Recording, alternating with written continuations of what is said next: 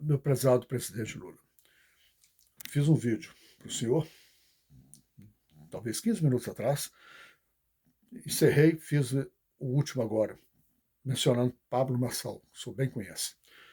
Mas agora eu quero lhe fazer um vídeo, porque enquanto eu falava a favor do Pablo Marçal, sobre Pablo Marçal, me ocorreu, por que eu não faço um vídeo tentando ajudar o presidente Lula? Eu mencionei muito isso para o senhor há 15 minutos atrás, então eu já vou deixar uma ideia aqui para o senhor no seu race presidencial, uma ideia que pode servir também para o ministro Fernando Haddad, caso ele venha concorrer à Prefeitura de São Paulo. Essa ideia pode ser assumida também por Tarcísio, que está no governo e que quer se reeleger, e por qualquer outro elemento e qualquer outro partido. É isso que eu quero dizer. Eu não estou. Porque esse vídeo é importante que seja lido por todas as ideologias políticas e religiosas, todas. Porque eu quero é o bem para o Brasil. Não estou pintando um e o outro e nem desprezando um e o outro. Eu quero é o bem. Não tem nome, certo? Não tem preferência. É quem quiser trabalhar pelo Brasil, escute e, e tome caminho. Eu vou me endereçar ao senhor Lula, porque ele está no governo, ao senhor Fernando Haddad, porque tem o propósito dele assumir a prefeitura. Quer dizer, caso concorra, não está certo ainda. Nós estamos, hoje é janeiro 17. Meu prezado presidente Lula, muito importante esse vídeo para o senhor, na minha opinião. Muito importante. Principalmente depois de tudo que eu lhe falei há pouco, né, questão de 15, 20 minutos para trás, que o senhor sempre falou em prato de comida na mesa, e eu lhe falei a minha decepção de só ficar ouvindo isso. Mas veja o senhor, eu falei também como que nossos empresários são presos à dependência de uma moeda do exterior. Nem vou citar dólar, porque o dólar todo mundo está vendo como para baixo, mas eu vou pôr uma moeda do exterior para financiar toda a nossa exportação, certo? E, inclusive nossos empréstimos, que a gente compra moeda para poder adquirir empréstimo, como o Brasil fez por décadas e décadas, né, dependente de empréstimos, né? E, na verdade, cobrindo a dívida americana, porque essa que é a verdade, que poucas pessoas sabem, né? A emissão lá era para nós, e quem pagava, quem paga somos nós. Ok. E para piorar ainda, alguns elementos, não é? Lá nos Estados Unidos, controlando o FMI para poder fazer compra de títulos brasileiros valorizados, porque eles ganhavam muito quando o FMI fazia uma emissão de empréstimo. Né? Vagabundos. Pois é. Mas veja bem o que eu quero dizer para o senhor. O senhor já observou que o mecanismo que existe em São Paulo, a produção em São Paulo, ela é em série e ela obedece padrões internacionais, padrões dentro da nossa inspeção brasileira também, né? Através das inspeções brasileiras. Mas o senhor já observou que nós, na verdade, nós criamos um sistema que ele é produtivo se ele tiver mercado. Não tem o mercado, consumidor, não tem quem aguenta. Fábricas fecham, né? Seja o que for, fecham. E sobressai ainda as fábricas que produzem para exportar. Concorda comigo? Então, as montadoras, por exemplo, continuam mandando carro para o exterior. Mas as nossas fábricas, né, de base mesmo, vamos dizer nossas subfábricas, né, essas que gerenciam 50 empregos, 300 empregos, em torno disso. Somos considerados microprodutores, né, microindustriais. Então, veja o senhor, meu ponto. O que pode, como é que nós podemos fortalecer isso, presidente Lula? Como é que nós podemos criar uma base produtiva que venha competir com a base produtiva de exportação? E, no caso, não dando tanta ênfase à exportação. Porque se o senhor é um grande presidente, se o senhor é um estadista. Se não, o senhor é.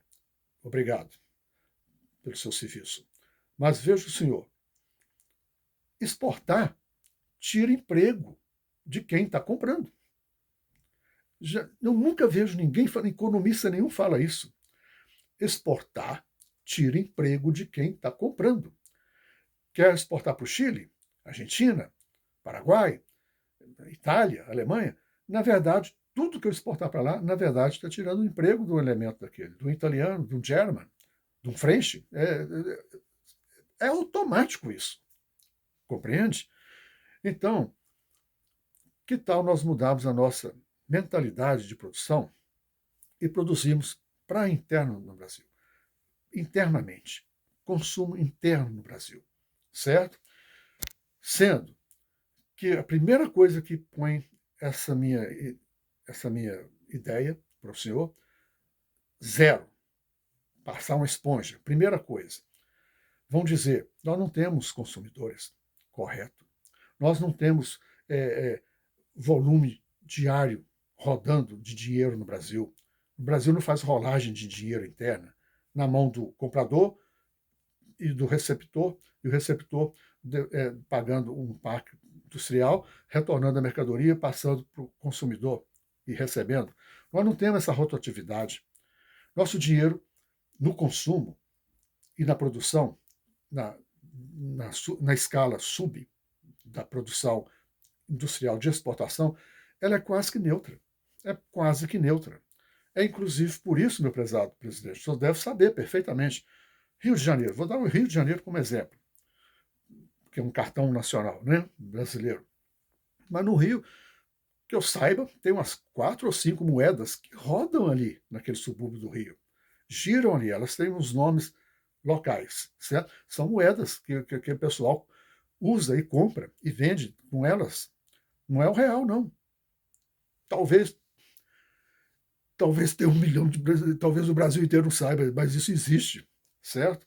Pois é, isso mostra que o próprio povo prejudicado, o povo consumidor, ele cria meios para ele sobreviver fora do real, porque o real realmente ele não cria giro, certo? A moeda não roda, a moeda não gira, o capital não gira. Ok. Baseado nisso, eu vou trazer para o senhor 2 ideias para o senhor fomentar, criar um setor forte no com a consciência seguinte: abaixo da produção de exportação, nós estamos no subdesenvolvimento, mas que na verdade é para afetar todo o parque produtivo do Brasil que vai ser criado e que vai gerenciar a rotatividade do dinheiro, e esse dinheiro vai ficar no Brasil para venda, compra e venda da Cimera. Então, veja o senhor. O que o senhor acha? É uma ideia para emprego, meu prezado. É uma ideia para emprego, certo? Que depende de muita força política do senhor para conseguir implantar isso. Lógico, muita força política, muita independência de forças contrárias para o senhor conseguir implantar, mas que eu acredito que isso funciona. É o seguinte: o que o senhor acha do senhor criar essa indústria, esse chão novo de indústria, um chão novo, vamos dizer assim, um chão de fábrica novo, certo? Vou dar um exemplo, por exemplo, eu vou dar um exemplo na indústria de carro e vou dar um exemplo no agro. Por que o agro? Porque o agro é a coqueluche do momento, né? Todo mundo quer falar em agro. Se bem que eu não concordo com nada que está se fazendo no agro. Para mim, o agro está para baixo no Brasil. Só porque exporta? Está exportando em escala. Não. Isso não está estruturado como eu acho que deveria ser. Mas veja o senhor, o que o senhor pensa de nós fugirmos desse problema climático, certo? O problema climático, olha o Sul, como é que está sofrendo. Horrores. Não era assim nos 70, nos 80. Se sabia que lá até geada tinha. Já estava aparecendo, mas era notícia nacional. Geada no Sul. Não é? Mas daquela geada que matava gado, destruía as lavouras, hoje é catástrofe ambiental. não é? Com enchentes, tufões, ventania tremenda, não é?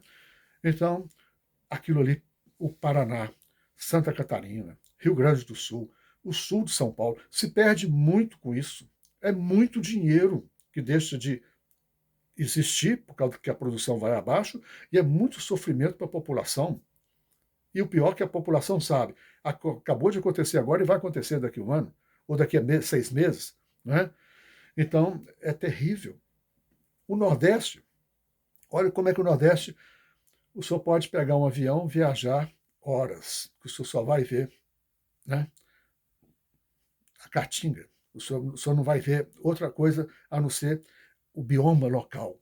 Né? Então, é triste. Não é? A mesma coisa é lá para o norte, também muito, muito sofrimento. E cá no sul também, cá no sudoeste também. Não é? Que nós temos dias muito frios, dias chuvosos, então o clima é um problema no Brasil. Apesar que todo mundo fala, Brasil é um paraíso. Não é? Não tem problema de nada. Tem sim, tem muito problema sim, problema climático. Certo? Então veja o senhor. O que o senhor pensa de nós protegermos o nosso agro, a nossa pecuária, os nossos pequenos produtores, esses que mantêm a feira das cidades, são os pequenos, fazem as hortaliças, né? Plantam as hortaliças, os legumes, são todos micro empresários. Né? Às vezes uns têm dependência, inclusive, de vegetais, de verdura, por exemplo, só plantam alface, outros só plantam cebola. Eles correm atrás, põe atenção, eles correm atrás da valorização do real. Por isso que eles são dependentes com cebola, ou então só com um alface. Compreende o que eu quero dizer? Então eles não estão ali quase que por causa do que eles são apaixonados por aquela agricultura. Eles são dependentes do que realmente eles vão plantar para vender. E não deveria ser assim. Eles deveriam plantar de tudo. O comprador precisou de uma batata doce, tem aqui. Precisou de uma batata, uma cenoura, tem aqui. Um chuchu, tem aqui. Tem um alface, tem uma cebolinha, tem cebola de cabeça, né? E tem, não é? Então, quer dizer, mas não serem independentes para correr atrás do real. Então, se cria essa fortaleza, eles vão ser desse jeito que eu estou falando. Eles vão trabalhar para produzir sem serem presos a uma cultura só. Não é? Então, eles não são mono. Eles possuem ampla diversidade de legumes e verduras. Frutas, não é? Inclusive. Como proteger isso? Como criar emprego além desse? Se nós protegermos, nós estamos criando emprego. Mas tem como criar mais emprego em cima disso? Tem, presidente, tem muito. Veja o senhor iria cobrir, vamos dizer, com estruturas de alumínio, mas não é coisa igual fazem esses galpões aí atualmente, que é uma porcaria, qualquer vento sai jogando tudo fora, não. É coisa de primeiro mundo. São núcleos que cada produtor ia ter, como se fosse uma célula, que ali dentro iria ser tudo produzido, tudo feito de alumínio, com canais de irrigação interno, canais que forneceria calor, forneceria luz, certo? Tudo feito de alumínio. Então, o governo ia trabalhar para cobrir toda a área produtiva, porque isso ia gerar milhões, não estou falando em 100 mil, não, milhões de empregos simples, mas eram empregos que a pessoa vai puxar um dinheiro todo fim de mês, certo? Vai ter férias, vai ter 13º, e esse dinheiro seria para essa área de produção desses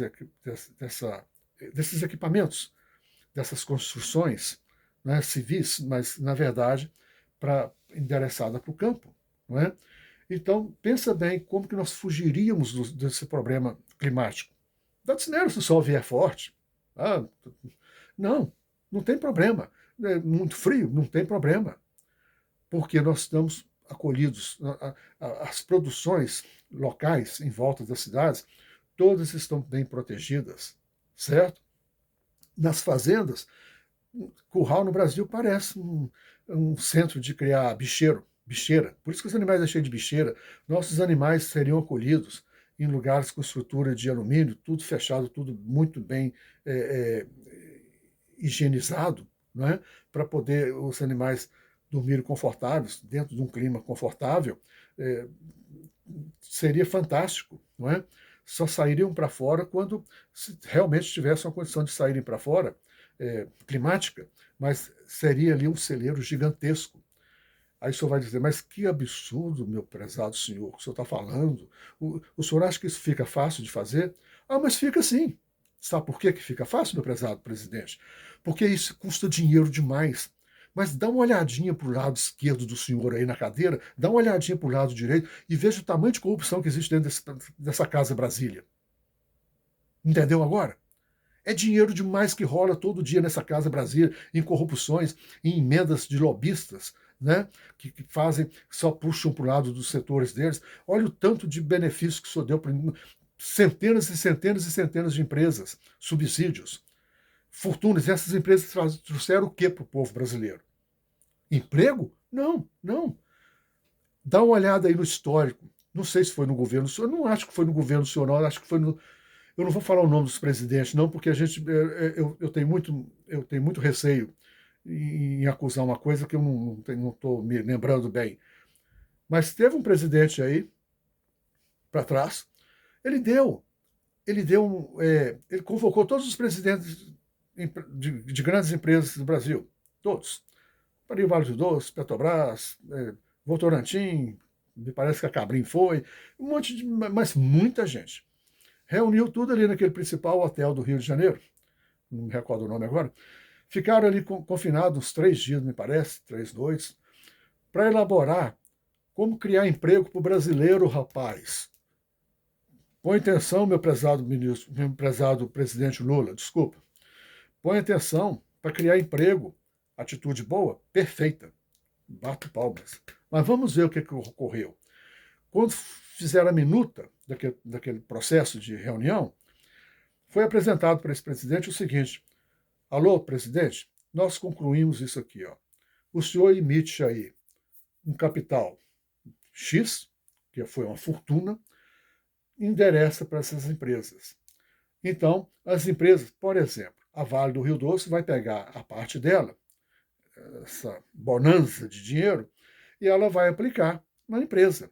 Se ela vai aplicar na empresa, o que ela vai fazer? Vai criar mais empregos, não é verdade? Vai gerenciar muito mais emprego. Sabe o que aconteceu, meu prezado presidente? O senhor deve lembrar que o senhor sabe disso. Eu tenho, desculpa, não sei se o senhor vai falar que sabe, não sabe, então eu estou o acusado. Não. Mas isso correu aí na Casa Brasília. O que, por exemplo, a Vale, que eu tive coragem de falar o nome da Vale, eu vou falar a Vale. A Vale, como que a Vale pode pegar da noite para o dia, foi 3 dias, pegar uma bolada, vamos dizer, 500 milhões, né, de reais, vai aplicar no parque dela para produzir mais emprego. É mesmo? Mas que conta mais absurda é essa? Quer dizer, que economistas é esse que a Vale tem? Quer dizer que a Vale que trabalha sabendo que cada parafuso custa X e que não pode ter 2 parafusos, já deixa um só para ser menos X, certo? E trabalha tecnicamente afiada, tecnicamente sem custo jogado fora, é tudo muito produtivo mesmo. Como é que ela vai e ela faz tudo isso para quê mesmo? Por causa do maldito dólar, por causa do maldito exportação, entendeu? É assim que eu chamo isso, entendeu? Então, quer dizer, ela de repente, ela criou mercado lá fora? Que é isso? Que ideia mais patética. Uma empresa como a Vale não trabalha assim, vou ganhar mercado amanhã. Não, não é assim não. Tem as concorrentes internacionais, lá na Austrália, Rio Tinto, tem lá na África, e o minério também não é minério, o minério é classificado, certo? Não é assim, vou vender por um preço grande, não. Tudo depende do índice de minério, certo? Então, não é assim, vou abrir uma nova barraca que vou vender minha laranja a zóio, não, desculpa o palavreado. É muita, é muita inocência mesmo, é muita maracutaia nesse país. entendeu? Então, quer dizer, o que a Vale fez? Provou que eu estou certo, que não era indexar aquele dinheiro todo dentro dela de uma vez só, não, é. Não ia gerenciar nada, entendeu? Como não gerenciou, o que aquela tropinha da Vale fez? Vontade de pegar na frente, rapaz. Pegaram e compraram ações. Comprar ações, meu presidente Lula. Comprar ações. Que bacaninha, né? Grande atitude, enriqueceu a empresa, né? Porque ações é para longo prazo. Naquela época era longo prazo. Hoje é que o mercado é curto. O mercado virou um short, não tem nada de mais, nem médio prazo, nem longo prazo. Mas naquela época era longo prazo. Né?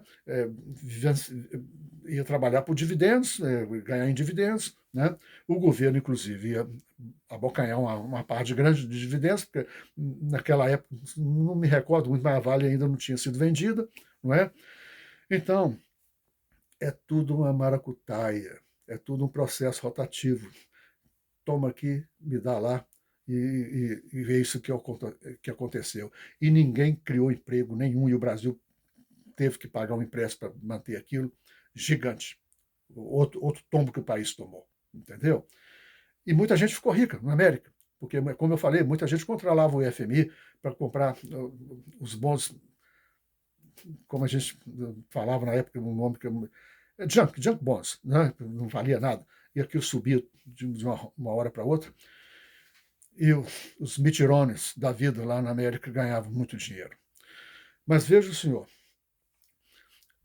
então, nós criando esse ambiente, meu prezado Lula, esse subchão de fábrica, nós estamos valorizando a não dependência do dólar, ou seja que moeda que for daqui para frente, né?